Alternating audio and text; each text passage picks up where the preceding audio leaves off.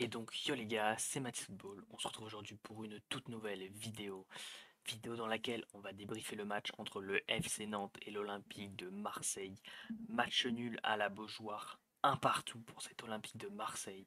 Donc tout d'abord les mecs, juste avant que la vidéo commence, je vous invite bien évidemment à liker la vidéo, voilà, ça fait extrêmement plaisir, c'est un soutien comme un autre, mais ça permet surtout voilà, de mettre la vidéo en avant et ça m'aide énormément. Et à vous abonner aussi en activant la cloche des notifications pour être au courant de toutes les nouvelles vidéos qui arrivent sur la chaîne YouTube. Donc, et ben on est directement parti pour ce débrief, les mecs. Un partout au stade de la Beaujoire, but d'Ismail Assar à la 4e minute de jeu sur une frappe de Vitinha repoussée par Descamps. Et grosse frappe de Ismail Assar, imparable pour Descamps. Égalisation de Mostafa Mohamed. Oui, Mostafa Mohamed. J'ai toujours du mal, les mecs, avec ce prénom, désolé. À la 39e minute, voilà, sur une superbe frappe de haut jeu, à la 39e, il est collé à Chancel Mbemba, Paul Lopez qui peut absolument rien faire sur cette frappe. Et autre fait majeur de cette rencontre, Bastien Mepouillou, à la 9e minute de jeu, qui prend un carton rouge, voilà, après une faute en tant que dernier défenseur sur Ismail Assar. Sur la rencontre, les mecs, 10 frappes à 26, les mecs. 2 cadrés du côté du FC Nantes, un but. Comme face à l'AS Monaco, Nantes c'était 3 tirs cadrés, 3 buts. Ce soir, c'est 2 tirs cadrés, un but. Du côté de l'Olympique de Marseille, 9 tirs cadrés, seulement un seul but. 36% de possession pour le FC Nantes, 64 pour l'Olympique de Marseille. Les Marseillais pourront pas se plaindre qu'on a pas eu la possession, même si on était à 11 contre 10. Des passes qui, dans l'ensemble, se sont montrées assez précises. Voilà, le FC Nantes qui a commis 7 fautes, l'Olympique de Marseille 13. Pas beaucoup de cartons jaunes, voilà, 2 de notre côté. Beaucoup de corners, 7 corners et seulement 2 du côté du FC Nantes. Au niveau classement, les mecs, le FC Nantes qui sort de la zone relégable, qui prend un point et qui a toujours pas gagné en ce début de saison. Et l'Olympique de Marseille qui passe premier devant l'AS Monaco en attendant tout simplement les matchs qui arriveront demain. Tout d'abord les mecs, la physionomie du match, on va en parler. Un match qui a pas du tout été bon, ça nous a rappelé le match face à Metz, voilà, on est en supériorité numérique. On n'arrive quand même pas à concrétiser ce soir, c'est exactement pareil. Offensivement, dans le premier quart d'heure, on a été superbe, ce qui monte ce but à la 4e minute de jeu. On a été superbe dans ce début de match. Voilà, et puis après le premier but, on s'est totalement relâché. Ce qui montre, voilà, comme ça le montre, hein, le but à la 31e minute de Mostafa Mohamed. Et en deuxième période, on a été pas bon. Voilà, on n'a pas su forcément prendre le jeu à notre avantage. En supériorité numérique, on devait le faire. On l'a pas fait.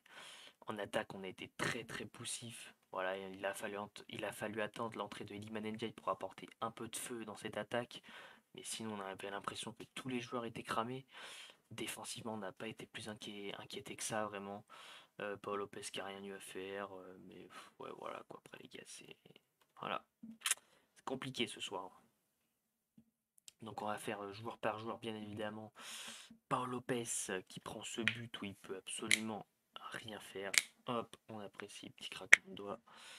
Paul Lopez qui peut absolument rien faire voilà, sur la frappe de Mostafa Mohamed au jeu. Voilà, Mbemba qui pourtant est bien collé à lui, défend bien.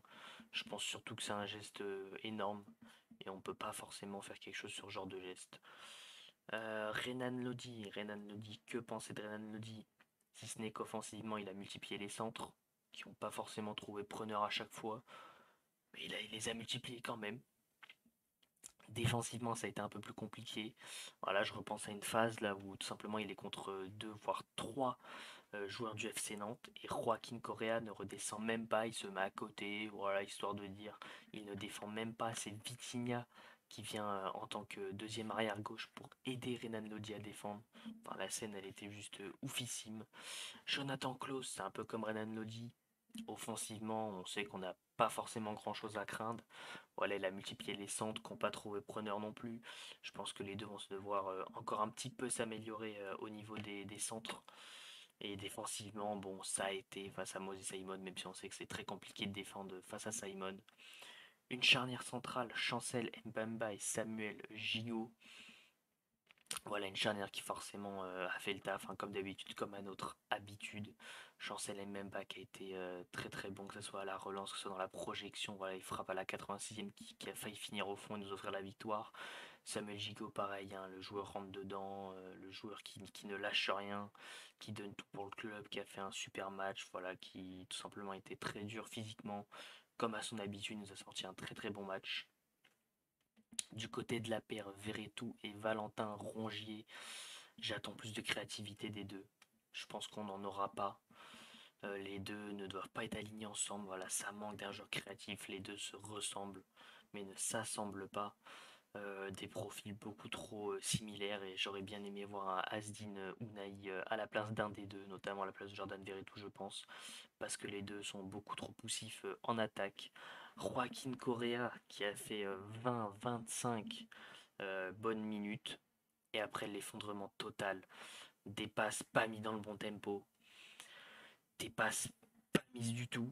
Un joueur qui part en dribblant mais qui donne cet air serein mais qui n'est pas du tout. Donc j'espère que c'était juste physiquement que ça a pêché et qui s'en remettra voilà, après la trêve.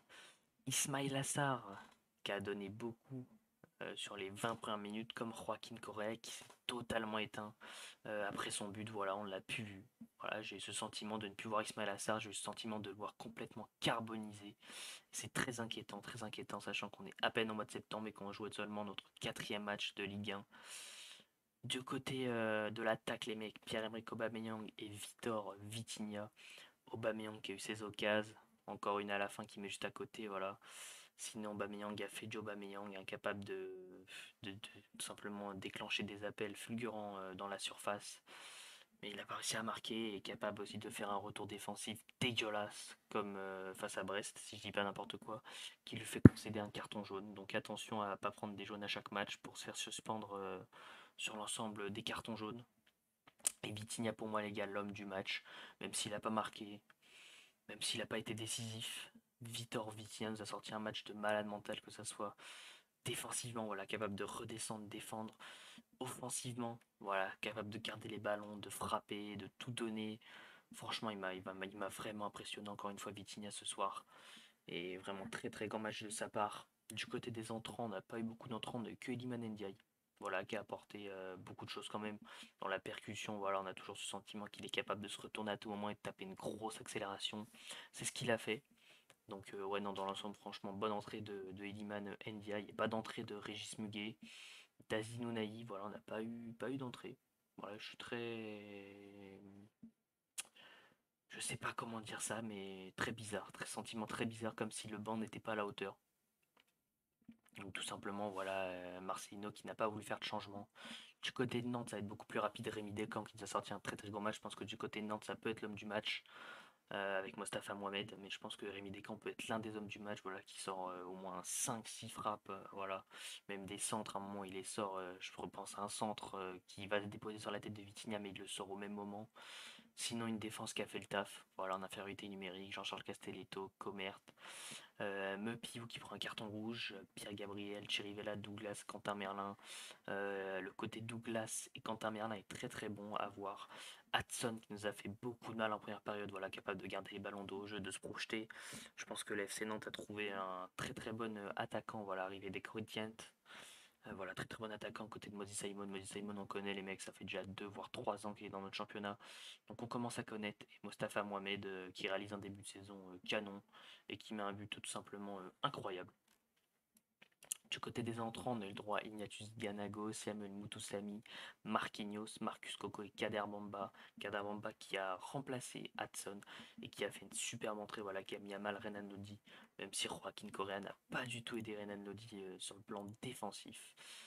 Et puis les mecs, bah, je pense que c'est tout pour moi, voilà, c'est tout pour cette vidéo. Comme d'habitude, si la vidéo vous a plu, je vous invite à liker pour le référencement de la vidéo et de la chaîne YouTube. Voilà, je compte sur vous à vous abonner en activant la cloche des notifications pour être au courant de toutes les nouvelles vidéos qui arrivent sur la chaîne YouTube et à m'écrire en commentaire voilà vos tops et vos flops.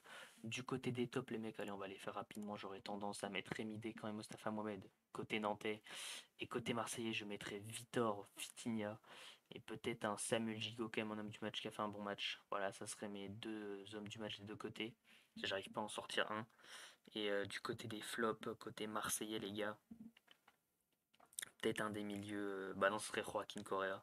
Ça serait Joaquin Correa, c'était sa première, donc on espère que ça ira mieux avec le temps. Donc comme d'habitude les mecs, on n'oublie pas, on supporte le plus grand club de France. Je compte sur vous.